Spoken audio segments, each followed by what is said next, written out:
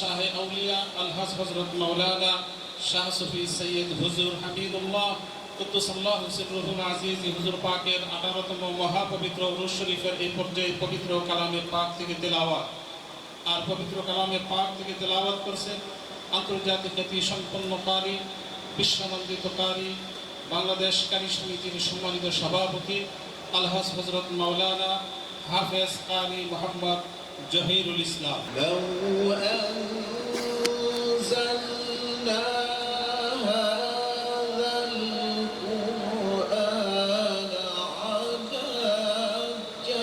সম্মানিত হাজিরিন,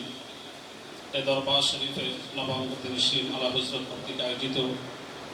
জামানার মুজাদ্দিদ পীর তরিকত রহনুমাই শরীয়ত ইমামে আহলে সুন্নাহ শাহান শাহ আউলিয়া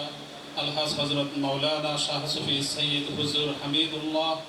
কুদ্দুসাল্লাহু সিররুহুল আজিজ হুজুর পাকের 18তম মহাপবিত্র উরুস শরীফের এ পর্যায়ে গুরুত্বপূর্ণ বয়ান পেশ করবেন আন্তর্জাতিক খ্যাতি সম্পন্ন বক্তা, বিশ্বনন্দিত মুফাসসির কুরআন, সুললিত কণ্ঠের অধিকারী আলহাজ হযরত মাওলানা ডক্টর শেখ সাইফুল আজম বাবর আল আজহারি।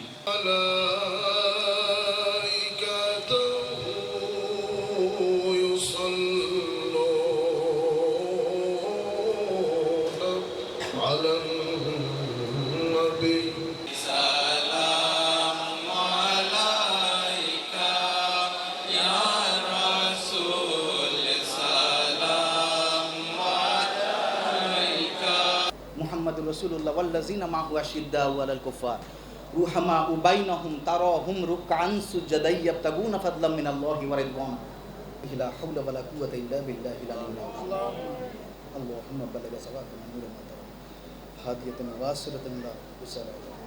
والسلام على المرسلين والسلام على المرسلين والسلام على المرسلين والحمد لله رب العالمين بحق لا إله إلا الله محمد رسول الله।